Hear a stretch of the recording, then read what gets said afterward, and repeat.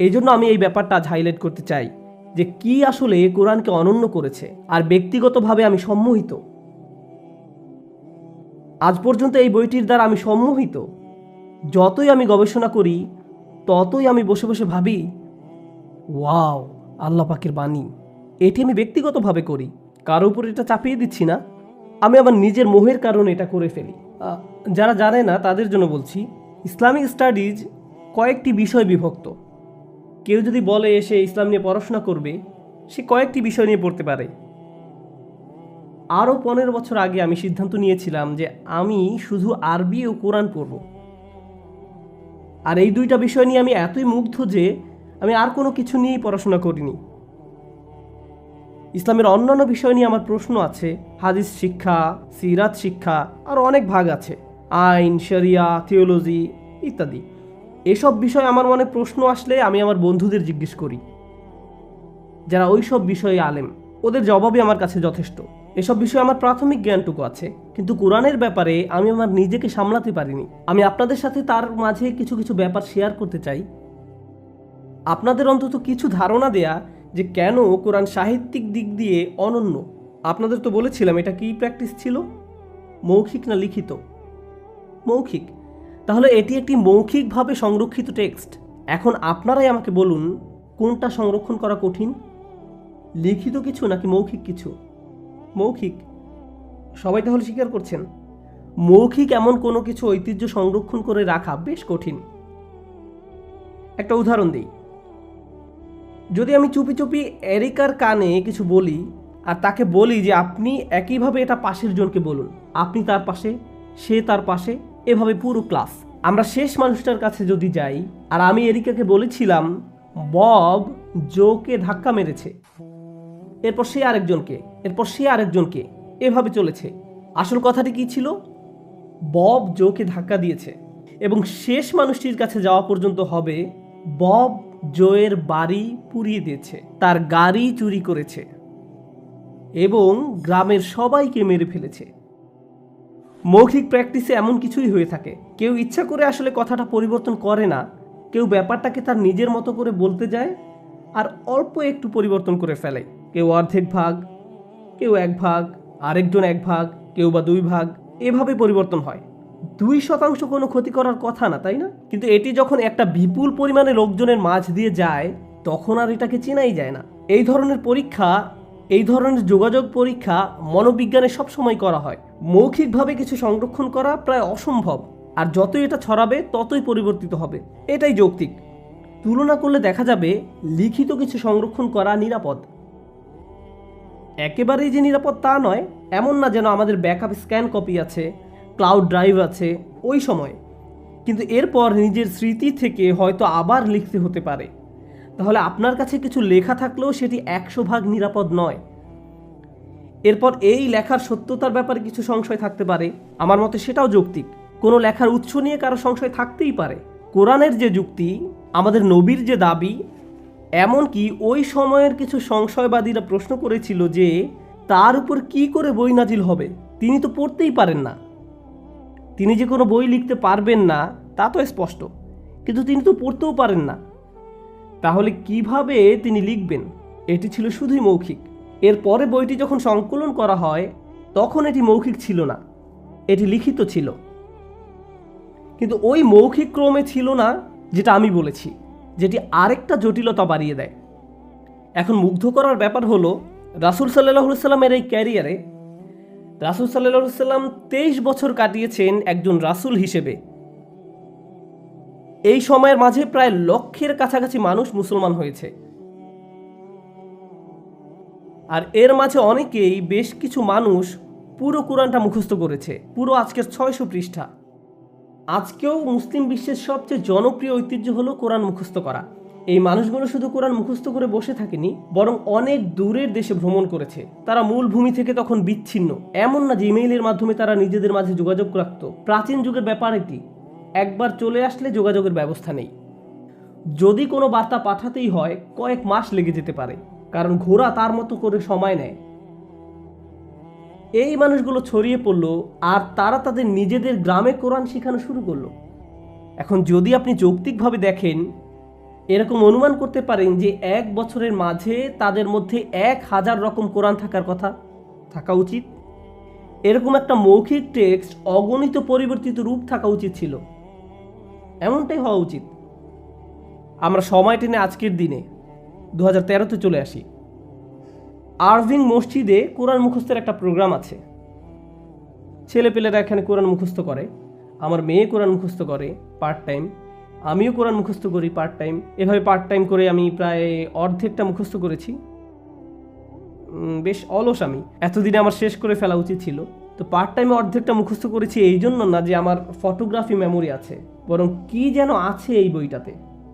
এটি মুখস্থ করা বেশ সহজ। আমি এরপর মালয়েশিয়া গেলাম, আমি মালয় ভাষা জানি না। আমি এরপর নামাজ ইমামতিতে দাঁড়ালাম। আর যখন আমরা নামাজে ইমামতি করি, আমরা নিজেদের স্মৃতি থেকে কোরআনের কিছু অংশ তেলাওয়াত করি। আমি ইমামতি করছি, কোরআন জোরে জোরে তেলাওয়াত করছি। আমার পিছনে কিছু ছোট বাচ্চারা আছে যারা কোরআন মুখস্থ করছে। আমি একটি শব্দ ভুল করলে 3টি বাচ্চা সেটি সংশোধন করে দেয়। আমি তাদের ভাষা জানি না, তাদের সাথে আগে দেখাও হয়নি। তারা আমাকে এয়ারপোর্টে নামাজ পড়তে দেখেছে, সুতরাং তারাও যোগ দিয়েছে। মুসলমানরা এমনটাই করে, তারা যদি আপনাকে নামাজ পড়তে দেখে আর তখন নামাজের সময় হয়, তারাও আপনার সাথে যোগ দেয় আর পিছনে দাঁড়িয়ে একসাথে জামাতে নামাজ পড়ে। যদিও একে অপরকে তারা চিনে না, তবুও ওইভাবে ব্যাপারটা কাজ করে। আর আমাদের নামাজের দীর্ঘতম অংশ হলো দাঁড়িয়ে থাকা, দাঁড়িয়ে কোরআন তেলাওয়াত করা। আর যদি একজন এক শব্দে ভুল করে বা এক শব্দেরও একটি অংশ ভুল করে, সঙ্গে সঙ্গে পিছনের কেউ তাকে সংশোধন করে দিবে, আর ইমাম তখন তা ঠিক করে নিবে শব্দাংশ পর্যন্ত। আরও অবাক ব্যাপার হলো, আমরা অরভিংয়ে আছি, মনে করুন কোনো ইন্টারনেট নেই, কোনো লাইব্রেরি নেই, কোনো বই নেই, কোনো সেলফোন নেই, কম্পিউটারও নেই। যত তথ্য আমাদের কাছে থাকে কিছুই নেই।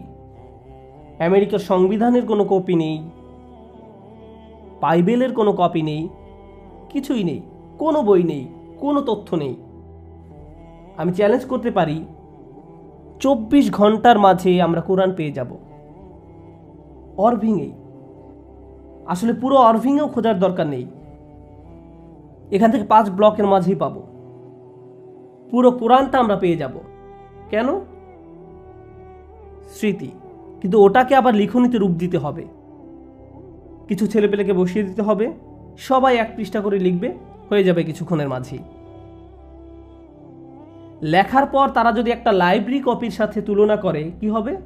একই জিনিস। এমনকি শব্দাংশ পর্যন্ত, দাড়ি কমা পর্যন্ত। আর এটা আমাকে মুগ্ধ করে, কিভাবে একটা বই এতটাই বদ্ধমূলভাবে মানুষের মনে গেঁথে থাকে যাতে এত সহজেই এটা পুনরুদ্ধার করা যায়। আর এটা শুধুমাত্র অরভিংয়ে নয়, আমি উইলিসে এটা করতে পারি, এটা ফোর্ট ওয়ার্থেও করতে পারি, এমনকি মিকনিতেও। আমি এটা আর যে কোনো জায়গায় করতে পারি। এতেই আমি মুগ্ধ হচ্ছি যে একটি মৌখিক কিছু এতটাই দারুণভাবে সংরক্ষিত আর একীভূত, অথচ যুক্তিগত দিক দিয়ে এটির লাখ লাখ ভার্সন থাকা উচিত ছিল। লিখে রাখার যে রীতি ছিল সেগুলোকে একত্রিত করা হয়েছিল। অনেক পরে মুখস্থ করার রীতি সেখানে অনেক কাল ধরেই চলে আসছিল, অনেক অনেক কাল আগে থেকে। যাই হোক, এটা মৌখিক ঐতিহ্য ছিল। আমি আপনাদের বলছিলাম আমাদের নবীর একটা অপারগতার কথা। সেটি কি বলতে পারবেন? তিনি কি যেন করতে পারতেন না? ও হ্যাঁ, তিনি লিখতে পারতেন না। তো এখন একটি সূরা, কতগুলো সূরা যেন আছে কোরআনে? 114টি। এগুলো বড় কিংবা ছোট। সবচেয়ে বড় সূরাটিতে 286টি স্তবক আছে। আমি স্তবক বলছি আপনাদের জন্য, আমরা একে স্তবক বলি না। আপনাদের জন্য 286টি স্তবক। স্তবকগুলো সব একসাথে নাজিল হয়নি, বরং প্রথমে সূরাটির অল্প কিছু অংশ নাজিল হয়, আর ইতিমধ্যে অন্য সূরার অন্য কিছু স্তবকও নাজিল হয়, আবার আরেক সূরার আরও কিছু স্তবক নাজিল হতে থাকে। আমাদের নবী সেসব পড়তেন আর সাথীদেরকে বলে দিতেন আসলে এই স্তবকগুলো ওই সূরার অন্তর্ভুক্ত, আর ওই স্তবকগুলো ওই সূরার অন্তর্ভুক্ত। আর তিনি সবসময় এভাবে বলে দিতেন।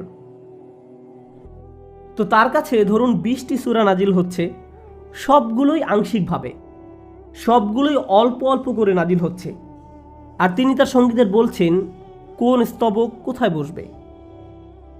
তার সামনে কোনো কাগজে সেসব লেখাও ছিল না, থাকলেও কোনো লাভ হতো না, কারণ তিনি পড়তে জানতেন না। এই সব কিছুই ঘটছিল মুখে মুখে। একটা সময়ে সম্পূর্ণটা বলা ও সাজানো শেষ হয়ে গেল, আর আমরা একে একটা বই হিসাবে পেলাম, যা কালানুক্রমে নয়, যার আকারে বা বিষয়ের কোনো ধারাবাহিকতা নেই। মনে আছে আমি যে বলেছিলাম কোরআনের সবচেয়ে যেটি বড় সূরা, ইতিহাসবেত্তাগণের মতে এটি নাজিল হতে 10 থেকে 12 বছর সময় লেগেছিল। এই সূরাটি যখন নাজিল হচ্ছিল তখনই কোরআনের অনেক বড় একটা অংশ নাজিল হচ্ছিল, যেগুলো ছিল অন্যান্য সূরার অন্তর্ভুক্ত। সূরাটি নাজিল হলো, মানুষ তা মুখস্থও করে ফেলল, কিন্তু সে সময় তারা স্তবকের নম্বর দিত না। আমি যেমন বললাম সূরাটিতে 286টি স্তবক আছে, এটা আমি বলতে পেরেছি কারণ কোরআনের একটা ছাপানো কপিতে স্তবকের সংখ্যা দেয়া আছে, কিন্তু প্রকৃত কোরআনে কি তা ছিল? তারা কেবলই পড়ে যেতেন। সূরা বাকারা, যেটি কোরআনের দ্বিতীয় সূরা, সবচেয়ে বড় সূরা, একদিন আমি পড়ছিলাম আর কোরআনের সূক্ষ্ম তারতম্যগুলো খেয়াল করছিলাম। 286 অর্থে কত হয়? 143। 143। গুড, সবাই দেখছি ম্যাথে মেজর। এই সূরার 143 নম্বর স্তবকে বলা হচ্ছে, এভাবে আমি তোমাদের মধ্যম জাতিতে পরিণত করলাম। মধ্যম কথাটি সূরাটির আর অন্য কোথাও উল্লেখ নেই, এই মধ্যম আয়াতটি ছাড়া, যেটা কেবল মানুষের মুখে মুখেই প্রচলিত ছিল এবং 10-12 বছর সময় নিয়ে নাজিল হয়েছিল, যার কোনো স্তবক সংখ্যাও দেয়া ছিল না। বোর্ডে যা দেখতে পাচ্ছেন আপনারা এটিকে বলতে পারেন একটি মাত্র আয়াতের সংক্ষিপ্ত সারাংশ, একটি স্তবকের সংক্ষিপ্ত সারাংশ। এটাকে বলা হয় আয়াতুল কুরসি কিংবা সিংহাসনের আয়াত। এতে আল্লাহর সম্পর্কে বলা হয়েছে। এই আয়াতে 9টা বাক্য আছে, একটি স্তবক, কিন্তু বাক্য কয়টি? 9টি। এখন দেখুন, প্রথম বাক্যটি আল্লাহু লা ইলাহা ইল্লা হুয়াল হাইয়ুল কাইয়ুম। আল্লাহ ছাড়া কেউ উপাস্য নয়, তিনি চিরঞ্জীব এবং সকলের প্রতিপালক। তিনি সব কিছু দেখাশোনা করেন, কোনো কিছুই অক্ষুণ্ণ থাকে না যদি না তিনি সেটি অটুট রাখতে চান। এটাই হলো প্রথম বাক্য। প্রথম বাক্যে আল্লাহ তাআলার দুটি বিশেষ গুণের কথা বলা হয়েছে, একটি হলো তিনি চিরঞ্জীব, অপরটি প্রতিপালক। দ্বিতীয় বাক্যটিতে বলছে লা তাখুযুহু সিনাতুন ওয়ালা নাওম, তন্দ্রা এবং নিদ্রা তাকে স্পর্শ করে না। তন্দ্রা বলতে বোঝানো হয়েছে নিদ্রার পূর্ববর্তী অবস্থাকে, অর্থাৎ একটু পরেই আপনি ঘুমিয়ে পড়বেন। আপনি কোনো ক্লাসরুমে বসে থাকলে সচরাচর যা অনুভব করেন, প্রথমে তন্দ্রা, এরপরেই নিদ্রা। এরপর তিনি বলছেন লাহু মা ফিস সামাওয়াতি, এর আগেরটা কিন্তু দ্বিতীয় বাক্য ছিল। তো তৃতীয় বাক্য লাহু মা ফিস সামাওয়াতি ওয়া মা ফিল আরদ, তিনি আকাশ এবং জমিনে যা কিছু আছে সব কিছুর মালিক। আসমান এবং জমিনে যা কিছু থাকা সম্ভব সবই তার। চতুর্থ বাক্য মান যাল্লাযী ইয়াশফাউ ইনদাহু ইল্লা বিইজনিহি, কে আল্লাহর কাছে মধ্যস্থতা করবে। আমি মধ্যস্থতা শব্দটি ব্যাখ্যা করব, কারণ আমি যখন অনুবাদ পড়েছি আমি এই শব্দটার মানে বুঝিনি, আর আমি ধারণা করছি আপনাদের মধ্যেও কেউ কেউ এই শব্দটার মানে বুঝতে পারবেন না। এর মানে হলো আপনি যখন কোনো সমস্যায় পড়েন চাকরির ক্ষেত্রে এবং আপনাকে এখনই বের করে দেওয়া হবে, কিন্তু অফিসের ম্যানেজার হলো আপনার মামা, তিনি আপনার এবং কোম্পানির সিইওর মাঝে এসে দাঁড়িয়ে বললেন সে তো আমার ভাগ্নে, ওকে দয়া করে আরেকটা সুযোগ দিন, এত কঠোর হবেন না। এখানে মামা মধ্যস্থতা করলেন। আপনি একটি ঝামেলায় পড়তে যাচ্ছিলেন, কিন্তু আপনার মামা ছিল বলে তিনি আপনাকে বাঁচিয়ে দিলেন। অথবা পথে পুলিশ আপনাকে আটকালো, আপনার গাড়ির জানালা দিয়ে পুলিশ দেখতে পেলেন, আপনি নিজেকে বাঁচাতে চাইছেন, সে সময় বললেন ও আপনার হ্যাটটা খুবই সুন্দর স্যার, কিন্তু এ কথায় কাজ হলো না। এরপর আপনি যখন লাইসেন্স বের করছেন তখন বললেন আমার ভাইও কিন্তু পুলিশে চাকরি করে। ও তাই নাকি, কোন এলাকার? আমি তো ওকে চিনি। আচ্ছা আপনি যান, সাবধানে চালাবেন। ফ্র্যাঙ্কের নামে সেই আইডি কার্ডটি মধ্যস্থতা করেছে। যখন আপনি এমন কাউকে চিনেন যে ঝামেলায় পড়লে আপনাকে সাহায্য করতে পারবে, সেই হলো মধ্যস্থতাকারী। আল্লাহ বলছেন কার সাহস আছে তার সামনে মধ্যস্থতা করার, যাকে তিনি অনুমতি দিয়েছেন সে ছাড়া কেউ আল্লাহর সামনে এসে বলতে পারবে না আল্লাহ প্লিজ দাঁড়ান, আমি জানি আপনি তাকে এখন জাহান্নামে নিক্ষেপ করবেন, কিন্তু সে আমার লোক। এরকমটা সম্ভব নয় যদি না আল্লাহ এর অনুমতি দিয়ে থাকেন। তো তিনি এমন ঘটনার বর্ণনা দিলেন যা হওয়া সম্ভব নয়, তবে কিছু ব্যতিক্রম রয়েছে। এই ব্যতিক্রমটা কেমন আমরা তা এখনো জানি না, আমরা শুধু জানি তার অনুমতি ছাড়া এমন হওয়া সম্ভব না। এটা ছিল চতুর্থ বাক্য। পঞ্চম বাক্য তিনি জানেন সামনে কি আছে, অর্থাৎ তাদের ভবিষ্যৎ, এবং তাদের পিছনে কি আছে, অর্থাৎ তাদের অতীত। তিনি তাদের ভবিষ্যৎ ও অতীত জানেন। এরপর তিনি বলছেন ওয়ালা ইউহিতুনা বিশাইইম মিন ইলমিহি ইল্লা বিমা শা, তার জ্ঞানের কিছুই তারা জানে না তিনি যতটুকু জানতে দিয়েছেন তা ছাড়া। তিনি সবকিছুই জানেন আর আমরা কিছুই জানি না, তাও যতটুকু জানি সেটা জানতে পেরেছি, কারণ তিনি জানতে দিয়েছেন। সুতরাং আমরা যা জানি সেটা হলো ব্যতিক্রম, যা তিনি আমাদের জানতে দিয়েছেন। তারপর তিনি বলছেন ওয়াসিআ কুরসিয়ুহুস সামাওয়াতি ওয়াল আরদ, তার রাজকীয় সিংহাসন বিশ্ব জুড়ে ব্যাপৃত, অর্থাৎ তার সকল সৃষ্টি তার রাজত্বে রয়েছে, তার আরশের নিচে। আমরা জানি সিংহাসন প্রাসাদের খুবই ছোট একটা অংশ জুড়ে থাকে, প্রাসাদের সবচেয়ে গভীরে থাকে রাজকীয় আসন। আপনার সিংহাসন হয়তো বিশাল, কিন্তু তারপরও প্রাসাদের তুলনায় তা খুবই ক্ষুদ্র। আল্লাহ বলছেন তার সিংহাসনটাই সারা বিশ্বে ছড়িয়ে রয়েছে। শুধু সিংহাসন, প্রাসাদের কথা তো বাদই দিলাম। এভাবে তিনি তার মহামান্বিত ঐশ্বর্য বর্ণনা করেছেন। যাই হোক, এরপর তিনি বলছেন ওয়ালা ইয়াউদুহু হিফযুহুমা, আসমান সমূহের রক্ষণাবেক্ষণে, আসমান জমিনের এই রক্ষণাবেক্ষণ কাজে তিনি ক্লান্ত হন না। ক্লান্তির অনুভূতি কিন্তু রক্ষণাবেক্ষণের সাথে জড়িত। অ্যাকশন মুভিগুলোতে দেখবেন সিকিউরিটি গার্ডরা সবসময় কি করে বলুন তো? সেই সুযোগেই সবাই পার পেয়ে যায়, কারণ সিকিউরিটি গার্ড ঘুমিয়ে পড়ে। আপনি যখন কোনো কিছুর পাহারা দিবেন, স্বভাবতই আপনার ঘুম পাবে। আল্লাহ বলছেন আসমান এবং জমিন পাহারা দিয়ে তিনি ক্লান্ত হন না। এরপর বলছেন ওয়াহুয়াল আলিয়ুল আযীম, তিনি সর্বোচ্চ, সর্বশ্রেষ্ঠ। 9টা বাক্য হলো তো, তাই না? 1 2 3 4 5 6 7 8 9, সবাই 9টা বাক্য দেখতে পাচ্ছেন তো? এবার একটা মজার জিনিস দেখুন। প্রথম বাক্যে আল্লাহর দুটি বিশেষ গুণের কথা বলা হয়েছে, নবম বাক্যেও আল্লাহর দুটি বিশেষ গুণের কথা বলা হয়েছে, দেখতে পাচ্ছেন? দ্বিতীয় বাক্যে বলছে তাকে তন্দ্রা ও নিদ্রা স্পর্শ করে না। আর তন্দ্রা এবং নিদ্রা কিসের কারণে আসে? 8 নম্বর বাক্যে দেখুন কি লেখা আছে, ক্লান্তি। তৃতীয় বাক্য বলছে তিনি সব কিছুর মালিক। আর শেষ থেকে তৃতীয় বাক্য বলছে তার আসন সব কিছুকে ব্যাপৃত করে আছে। চতুর্থ বাক্য বলছে কেউ আল্লাহর কাছে মধ্যস্থতা করতে আসবে না, ব্যতিক্রম হলো যাকে তিনি অনুমতি দিয়েছেন। আর শেষ থেকে চতুর্থ বাক্যে বলছেন তারা কিছুই জানে না, ব্যতিক্রম হলো যা তিনি জানতে দিয়েছেন। দুটি বাক্যে দুই ধরনের ব্যতিক্রমের কথা বলছেন। আর একদম মাঝের বাক্যটিতে বলছেন তিনি জানেন সামনে যা আছে এবং পিছনে যা আছে। এতে যেন এটা বোঝা গেল যে সাহিত্যিক দিক থেকে তিনি বলছেন তিনি জানেন প্রথমের আর শেষের বাক্যগুলোতে মিল রয়েছে। এখানে একটা সিমেট্রি কাজ করছে। এটাই একমাত্র সিমেট্রি উদাহরণ নয়, এরকম আরো শত শত উদাহরণ আছে কোরআনে। আর কোরআনের সাহিত্যিক সৌন্দর্য এর কেবল একটা বিভাগ। আমি আপনাদের এরকম আরও একটা উদাহরণ দেখাতে চাই। আমি আগেও বলেছি কোরআন ছিল মৌখিক ঐতিহ্য। আর মৌখিক ঐতিহ্যে যদি আপনি একবার কিছু মুখস্থ করে ফেলেন, আপনি যা শুনছেন তাই বলতে থাকেন, 100 বার পুনরাবৃত্তি করেন, তার মানে এক্ষেত্রে কোনো পরিবর্তনের সুযোগ নেই। কোরআনের অনেকগুলো ঘোষণার মধ্যে আমার একটা প্রিয় ঘোষণা হলো ওয়ারাব্বাকা ফাকাব্বির। সংক্ষেপে অনুবাদ করলে দাঁড়ায় কেবল তোমার রবের মহিমা প্রকাশ করো। তাহমিন, বোর্ডে এটা লিখে দিতে পারবেন প্লিজ, অক্ষরগুলো আলাদা আলাদা করে?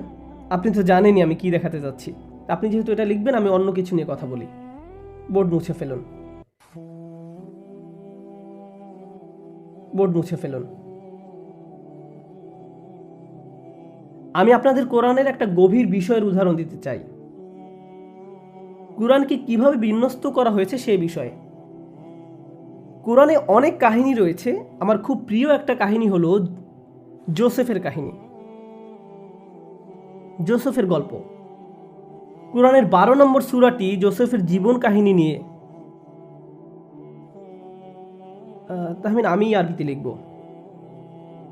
আচ্ছা, আমি লিখে ফেলি।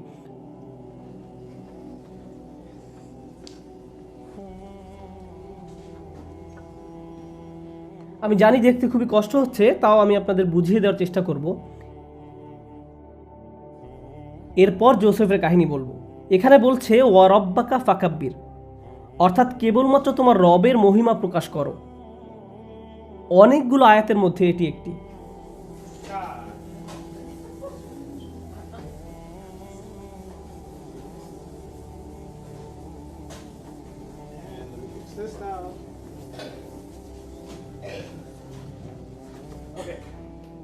এই কথাটি একটা আলোচনার অংশ বিশেষ। একটা প্যারা থেকে আমি একটা বাক্য বলছি। এটা চমৎকার একটা বিবৃতি। অন্য কোনো কিছুর মহিমার দাবি তোমার রবের মাহাত্ম্যের সমতুল্য নয়। আপনারা আরবি পড়তে না জানলেও এটা বুঝবেন। এখানে আলাদা আলাদা করে সবগুলো অক্ষর লেখা হয়েছে।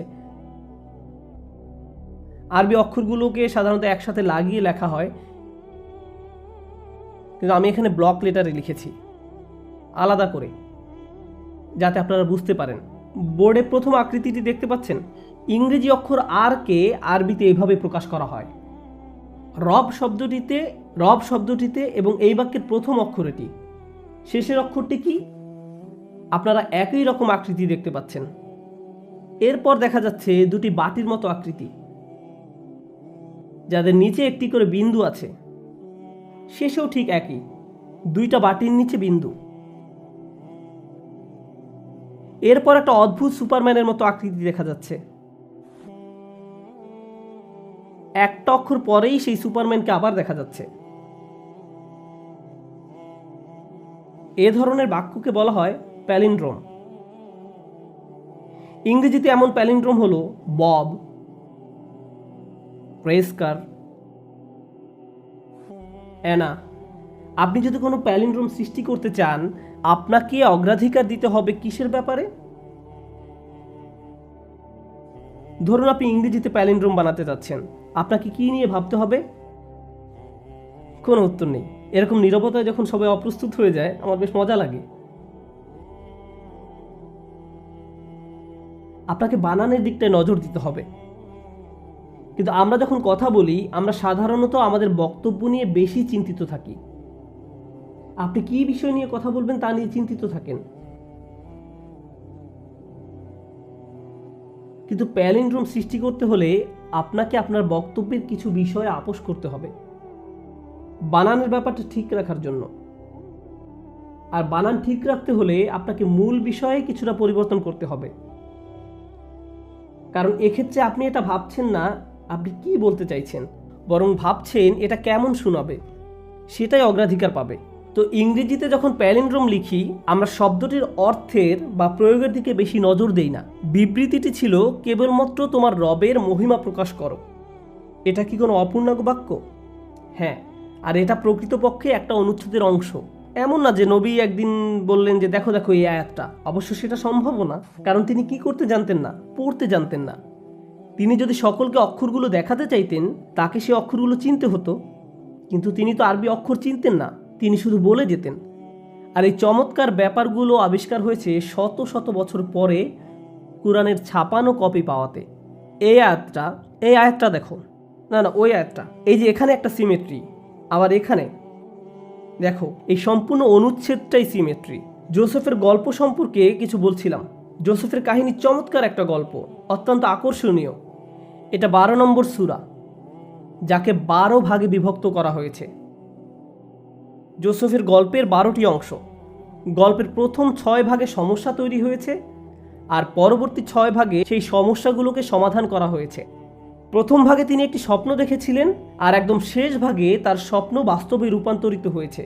এভাবেই সব ঘটনা কেন্দ্রে এসে মিলে যায় মুখে মুখে প্রচলিত একটা কাহিনীতে। আজকে কেবল আমি সিমেট্রি ব্যাপারটা নিয়ে আকৃষ্ট করতে চেয়েছি। এটা কোরআনের সে অংশ যা সাধারণ মানুষ জানে না। অনুবাদ করলে এই সৌন্দর্য হারিয়ে যায়।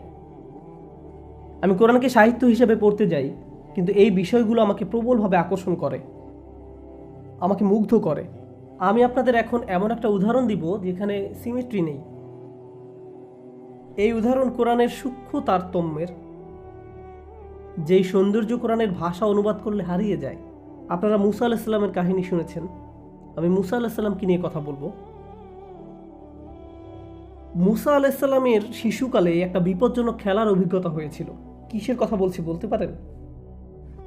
বাস্কেট। তাকে বাস্কেটে ভরে নদীতে ফেলা হয়েছিল।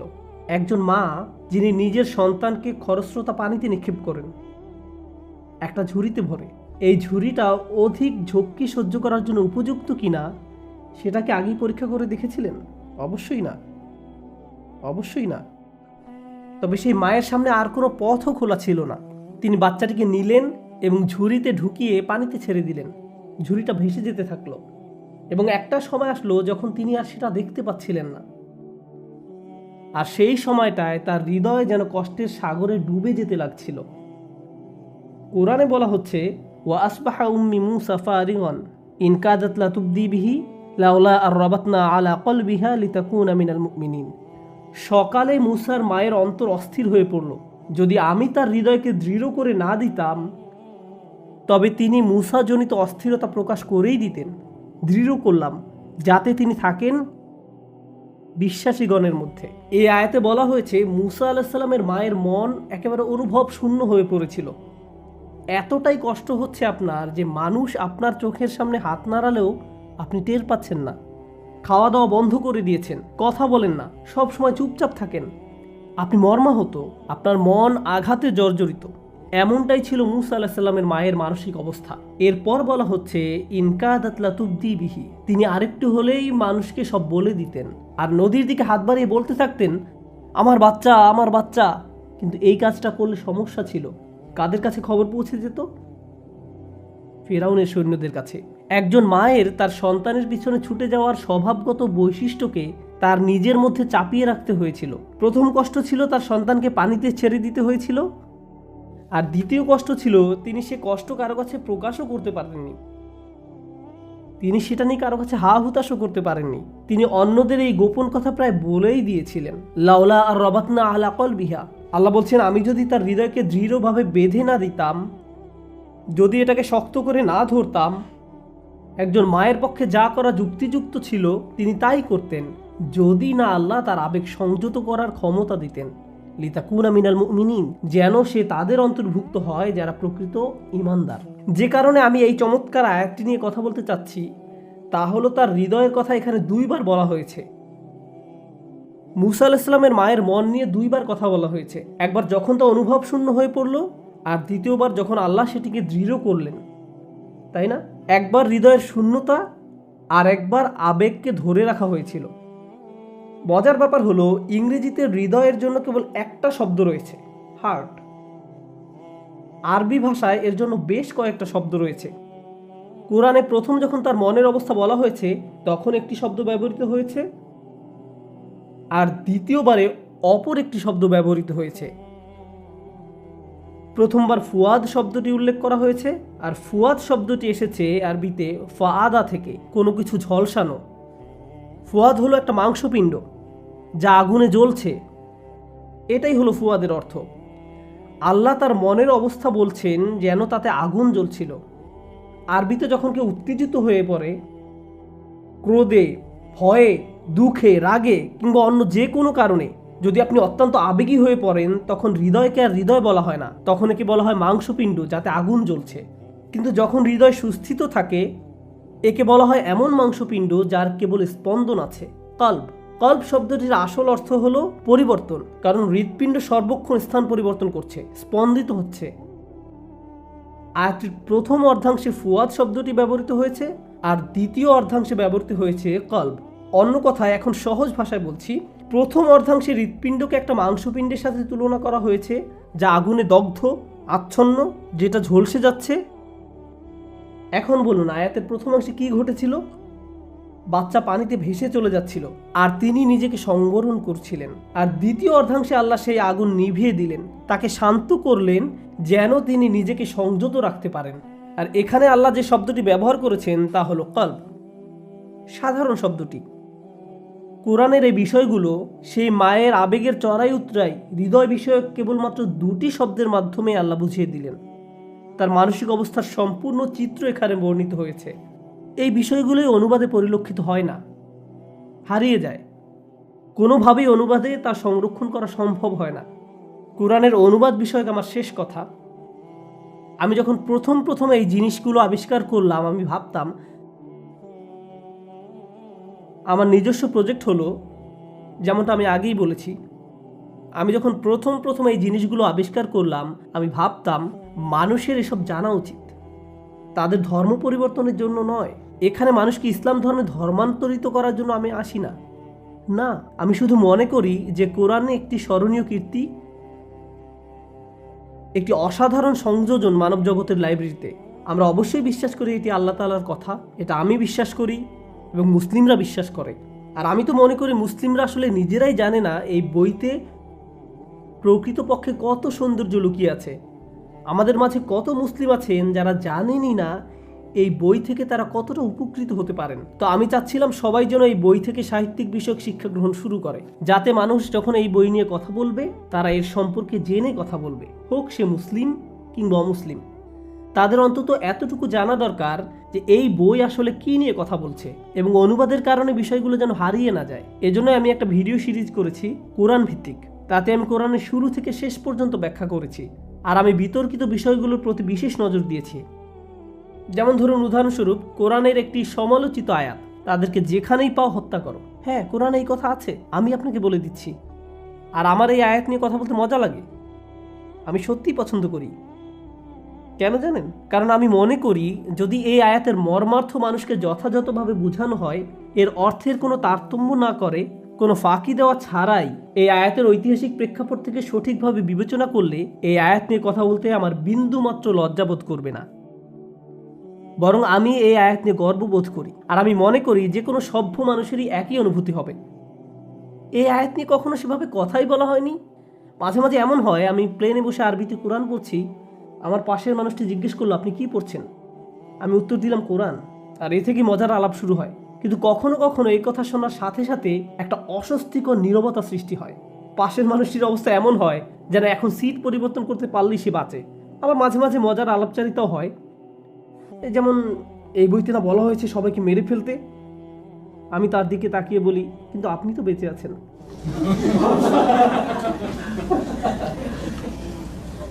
এই আয়াতে আসলে কি বলা হয়েছে?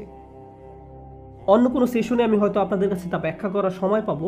সবসময় কোরআনের এই আয়াতগুলো তুলে ধরা হয়, আর এই সবগুলো আয়াত সবাই ব্যবহার করে এটা বলার জন্য যে মুসলিমদের চোখে চোখে রাখতে হবে, দেখো ওদের কিতাবে কি লেখা আছে।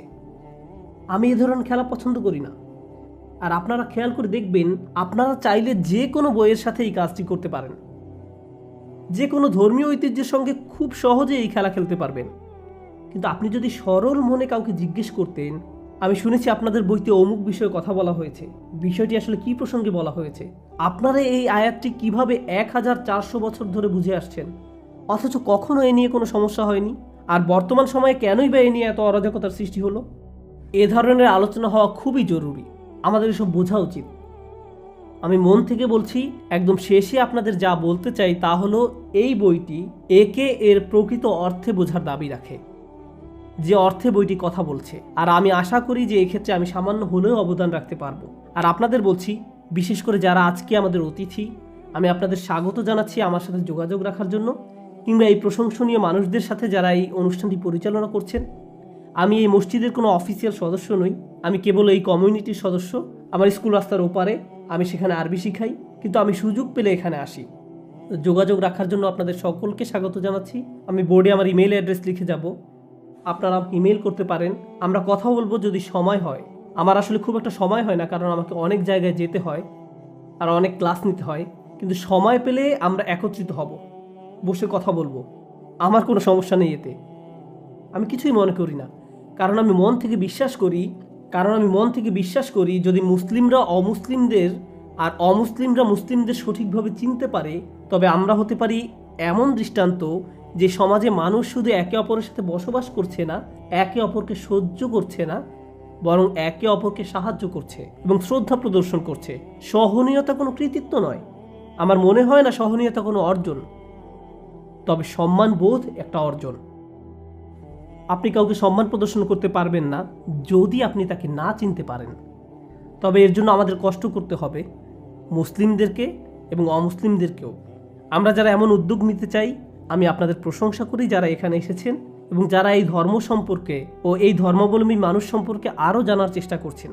আমি আশা করছি আমার কথা থেকে আপনারা কিছুটা হলেও উপকৃত হয়েছেন জানার পথে আপনাদের নিজস্ব যাত্রায়। আপনি বলেছেন তাদেরকে যেখানেই পাও হত্যা করো, এটার ব্যাখ্যা করবেন? ওহ মাই গড, আপনি এখনই এটা জানতে চান? আচ্ছা, আমি তাহলে বলছি এখানে কি নিয়ে কথা বলা হয়েছে। ইসলামের ঐতিহ্যে রাসূল সাল্লাল্লাহু আলাইহি সাল্লাম শান্তিপূর্ণভাবে মক্কা শহরের মানুষকে এই ধর্মের দিকে আহ্বান জানালেন। তখন তার বয়স 40।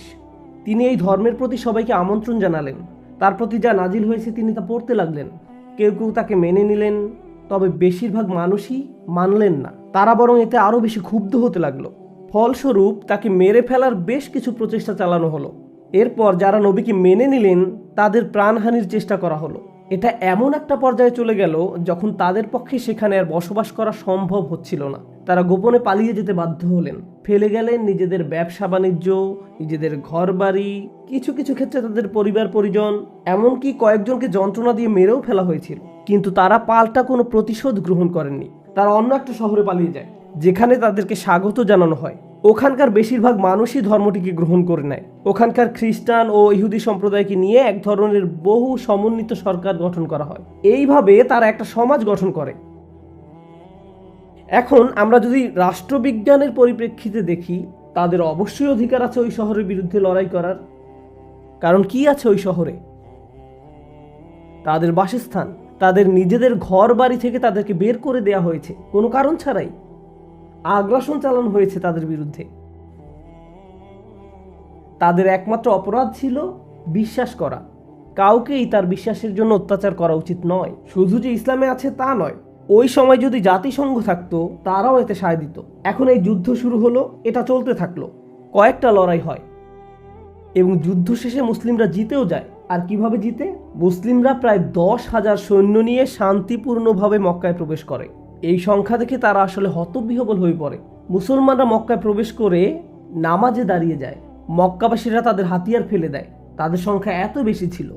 এরপর রাসূল সাল্লাল্লাহু আলাইহি সাল্লাম সকল শত্রুদেরকে একত্রিত করেন, যাদের সঙ্গে এতদিন তিনি লড়াই করেছেন। তাদেরকে একত্রিত করে তিনি বললেন, আমি আজ তোমাদের তাই বলবো যা ইউসুফ আলাইহিস সালাম তার ভাইদের বলেছিলেন, আজ তোমাদের উপর কোনো অনিষ্ট আসবে না। এবং এরপর ওহী আসে। এখন ওহীতে আল্লাহ পাক বলছেন, এতদিন তোমার সঙ্গে যুদ্ধ করেছিল যারা, ওদেরকে 4 মাস সময় দাও এই ধর্মকে নিয়ে ভাবার জন্য। কোনো একটা নিরাপদ স্থানে নিয়ে যাও, যাতে ওরা আতঙ্কিত না হয়। যদি তারা মুসলিম হবার ইচ্ছা পোষণ করে ভালো, তবে যদি না করে ওরা যেন আর এখানে ফিরে না আসে। যদি আসে তবে ওদেরকে যেখানে পাও হত্যা করো। তারা কতক্ষণ সময় পাচ্ছে? 4 মাস। আর এই সময়ে যদি তারা চলে যেতে চায় তো চলে যাক তল্পিতল্পা গুটিয়ে। যদি ইসলাম গ্রহণ করতে চাও, নিজেই যদি সিদ্ধান্ত নাও, তাহলে তুমি একজন সমমানের নাগরিক। আর যদি না হও, তাহলে আমরা কাউকে বন্দি রাখবো না, কাউকে বন্দি রাখা হবে না। এই 4 মাস তোমরা যা খুশি করতে পারো। এটাই নির্দিষ্ট প্রসঙ্গে বলা হয়েছে। এটা মুসলমানদের সার্বজনীন পররাষ্ট্রনীতি নয়। রাসূল সাল্লাল্লাহু আলাইহি সাল্লাম এর পরে যা হবে তার সাথে এটা কোনো সম্পর্ক নেই।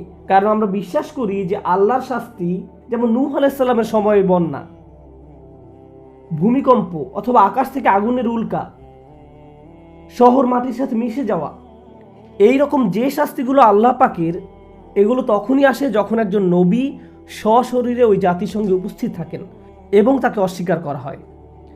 তখন আল্লাহ পাকের শাস্তি আসে। যখন একজন নবী সশরীরে উপস্থিত থাকেন না, এমন ধরনের শাস্তি কোনো জাতির উপর আসে না। আমি আরেকটা ব্যাপারে আপনাদের প্রশ্ন করি, যখন বন্যার পানি এই পর্যন্ত ওঠে, এই পর্যন্ত শুধু নাকটাই পানির উপরে, তখন আল্লাহ পাক কি হঠাৎ করে থামিয়ে জিজ্ঞেস করেছিলেন যে তোমরা কি শিক্ষা পেয়ে গেছো, আমি পানি নামিয়ে নিচ্ছি? এমন কিছু কি ঘটে?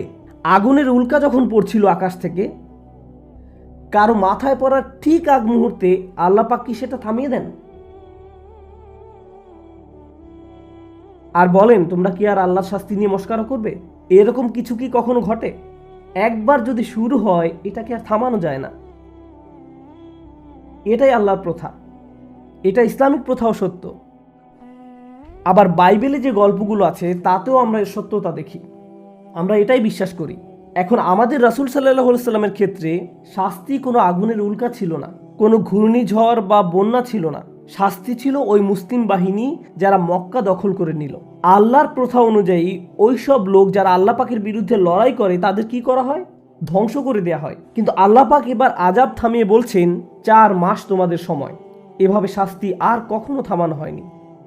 4 মাস সময়। তোমরা ভাবো, যদি চলে যেতে চাও যাও, রোমে চলে যাও, অন্য কোথাও চলে যাও, না হলে আল্লাহ পাকের আযাব তোমাদের উপর আসবে। পূর্বের নবীদের ক্ষেত্রেও এমনটা করা হয়েছে। আল্লাহ পাক তাদেরকে ক্ষমা করেন না যারা তার নবীর উদ্দেশ্যকে ব্যর্থ করতে চেষ্টা করে। তারা সত্যিকারের অপরাধী। তখন এক লোক রাসূল সাল্লাল্লাহু আলাইহি সাল্লামের কাছে এসে বললেন, আমি জানি না তুমি কোথায় ছিলে, আমি আমার বাসায় ছিলাম যখন তুমি এই ধর্ম প্রচার করছিলে। আমি একবারও বের হইনি, আমি তোমাকে চিনিও না। মক্কা দখল করার পরে আমি তোমাকে চিনলাম, আমার কি হবে? তার ঘরে নিশ্চয়ই কোনো এক্সবক্স ছিল, সে ঘর থেকে বেরই হননি। তো তারপরে সে বলছে আমার কি হবে, আমি তো তোমাদের বিরুদ্ধে লড়াই করিনি। নির্দিষ্ট আয়াত নেমে এসেছিল শুধুমাত্র এই ব্যতিক্রমী ঘটনার জন্য। আমি বলছিলাম যুদ্ধে অংশ নেওয়া সৈন্যদের কথা, আর তাদের আমি 4 মাস সময় দিয়েছি। আর তাহলে ওদের ব্যাপারে কি করব? আল্লাহ বলছেন, আর মুশরিকদের কেউ যদি তোমার কাছে আশ্রয় প্রার্থনা করে তবে তাকে আশ্রয় দিবে, যাতে সে আল্লাহর কালাম শুনতে পায়, অতঃপর তাকে তার নিরাপদ স্থানে পৌঁছে দেবে। এটা এজন্য যে সে এর জ্ঞান রাখে না। মূর্তি পূজারীদের মাঝে কেউ যদি তোমার কাছে এসে বলে, দেখুন এখানে কি হচ্ছে আমি কিছুই বুঝতে পারছি না, তাহলে তাকে তার মতো থাকতে দাও, তাকে নিরাপদ স্থানে রাখো, যতক্ষণ পর্যন্ত না সে আল্লাহ পাকের বাণী শুনতে পারে। আল্লাহ পাকের বাণী শোনার পর তাকে কোনো একটা নিরাপদ স্থানে পৌঁছে দাও। কারণ তারা এই ব্যাপারে জানতো না। তাহলে যারা এই ব্যাপারে জানে না, আপনার দায়িত্ব হলো তাদের রক্ষা করা। কোনো প্রসঙ্গ ছাড়া আপনি যা খুশি নিয়ে আসতে পারেন। আমি দৌড়াচ্ছি আমার বাচ্চার পেছনে, তার সাথে খেলছি আর বলছি আমি তোমাকে ধরবো, আমি একটা সিংহ, আমি তোমাকে খেয়ে ফেলবো। আমি প্রায় সময় এমন বলি। এখন আপনি যদি এটা রেকর্ড করেন, নুমান আলী খান সাহেব বলেছেন তিনি তার ছেলে মেয়েদের খেয়ে ফেলবেন, আমাদের কাছে রেকর্ডিং আছে। আপনি কি এটা বলেছেন স্যার? হ্যাঁ আমি বলেছি। আমার বাচ্চাকে জিজ্ঞেস করতে পারে তুমি কি ভয় পেয়েছিলে, সে বলবে আমি ভীষণ ভয় পেয়েছিলাম। কোন পরিপ্রেক্ষিতে কি বলা হচ্ছে? একটা লেখাকে খুব সহজেই বিকৃত করা যায়। এর মাঝে সৌন্দর্য হলো যখন আমি দেখি মানুষ কোরআনকে বিকৃত করছে, আমি আল্লাহ পাকের দেয়া কথার প্রমাণ পাই। কারণ তিনি বলছেন এটা দিয়ে তিনি অনেককে পথ দেখান, আবার অনেককে পথ থেকে সরিয়ে নেন। আর তারাই এ পথ থেকে সরে যায় যারা সত্যিকার ভাবেই অপরাধী। তারা খারাপ দিকেই এটাকে ব্যবহার করবে। আর যখন তারা এটা করে, ও আল্লাহ পাক আমাদের বলেছিলেনই এমনটা হবে। আচ্ছা, বাইবেলের বেশ কিছু ব্যাখ্যা আছে, বেশ কিছু ভার্সন আছে। কোরআনেরও কি এরকম ভার্সন বা ব্যাখ্যা আছে? কোরআনের লেখনী বা আয়াত একই, লেখার মাঝে কোথাও কোনো তারতম্য নেই। আলেমরা চেষ্টা করেছেন আল্লাহ পাকের বাণী বুঝতে, হাজারে হাজারে। তবে এদের কাউকেই পবিত্র, বিশুদ্ধ, একদম নির্ভুল এমনটা মনে করা হয় না। বাইবেলের অ্যানালাইসিস আর কোরআনের মধ্যে পার্থক্য হলো, বাইবেল এবং বাইবেলের অ্যানালাইসিস এই দুটোর মাঝে পার্থক্যের লাইনটা খুব একটা স্পষ্ট নয়, কিন্তু কোরআনে এমনটা না। যখন আমরা কোনো তাফসির পড়ি আমরা জানি এই অংশটুকু আল্লাহর বাণী আর এইটুক হলো মানুষের অ্যানালাইসিস। দারুণ একটা বিষয় হলো, কোনো সময় কোনো আলেম যখন একটা আয়াত নিয়ে আলোচনা করেন, একেবারে শেষে তিনি এটা বলে শেষ করেন যে আল্লাহই ভালো জানেন। অর্থাৎ আমি আপনাদের যা দিচ্ছি তা হলো মানবিক চেষ্টা আল্লাহ পাকের বাণী বোঝার ক্ষেত্রে, কিন্তু আমার কথা মোটেও আল্লাহ পাকের কথা নয়। আমার ব্যাখ্যাকে সকল সন্দেহ এবং যুক্তিতর্কের ঊর্ধ্বে বলে ধরে নেওয়ার কোনো দরকার নেই। আমার ব্যাখ্যাকে সব সন্দেহ এবং যুক্তিতর্কের ঊর্ধ্বে বলে ধরে নেওয়া যাবে না। আমি মানসুকের ব্যাপারে শুনেছি, আপনি কি এটার ব্যাপারে কিছু বলবেন? অবশ্যই। এটা হলো আল্লাহ পাক কিছু একটা বাণীর মাধ্যমে বললেন, কিছু সময় লোকজন এটা পালন করলো, তারপর যখন তারা এটা পালন করার ক্ষেত্রে কিছুটা পরিপক্কতা অর্জন করে, তিনি আরও সুনির্দিষ্ট বিধান অবতীর্ণ করেন, অথবা সে বিধানের চূড়ান্ত ভার্সন অবতীর্ণ করেন। যেমন আরব সমাজে পানি কি খুব একটা সহজলভ্য? না, প্রাকৃতিক সম্পদ হিসেবে নয়, আর তা সহজলভ্য ছিল না। মরুভূমিতে পানি জাতীয় সব কিছুই বেশ মূল্যবান, জুস, মদ ইত্যাদি। তো মদের খুব প্রচলন ছিল ওই সমাজে। কুরআন এসে মানুষকে এই দিক থেকে সরিয়ে নিতে চেষ্টা করলো। আল্লাহ প্রথমেই বলেননি যে মদ খাওয়া বন্ধ করো, কারণ তিনি জানেন, আর আমরাও এখন জানি, আমরা যদি কাউকে বলি যে মদ খাওয়া থামাও আর তার সঙ্গে সঙ্গে থামিয়ে দেবে, এইভাবে হয় না। মানুষ এইভাবে কাজ করতে পারে না। আর আল্লাহ পাক বলেন তিনি আমাদের ভালোভাবেই জানেন। তো তিনি প্রথমে বললেন যে এটার অপকারিতা এর উপকারিতার চেয়ে অনেক বেশি। প্রথমেই বলেননি যে বন্ধ করো, বললেন খারাপগুলো ভালোর চেয়ে অনেক বেশি। এরপর কয়েক বছর পর বললেন যখন নামাজে আসো মদ্যপ অবস্থায় এসো না, যতক্ষণ না পর্যন্ত তুমি বুঝতে পারো তুমি কি বলছো, অন্তত নামাজটাকে সম্মান করো। মদ্যপ অবস্থায় নামাজের কাছেও এসো না। এখন ব্যাপার হলো, মুসলিমরা 5 ওয়াক্ত নামাজ পড়ে কয়েক ঘন্টা পর পর, তো এখন বাস্তবিক অর্থে হয় আপনি নামাজ পড়বেন অথবা মদ পান করবেন।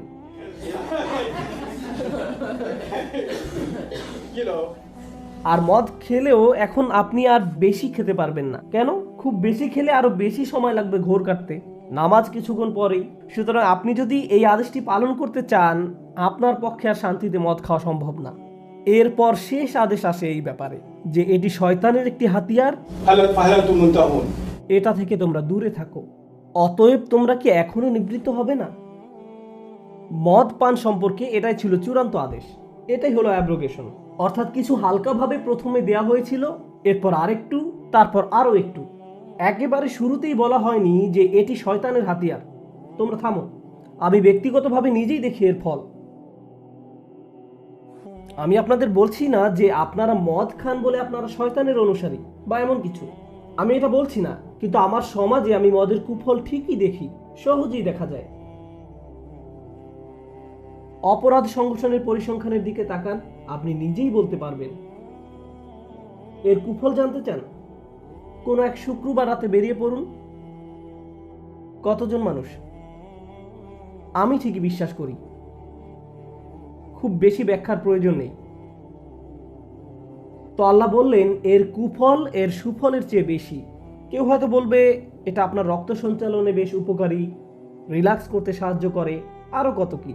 আল্লাহ পাকের প্রথম ধাপটি এটা ছিল না যে থামো, প্রথম ধাপ ছিল এর কুফল এর সুফলের চেয়েও অনেক বেশি। তো নামাজের সময় আসন্ন, আমাদের এখন থামতে হচ্ছে।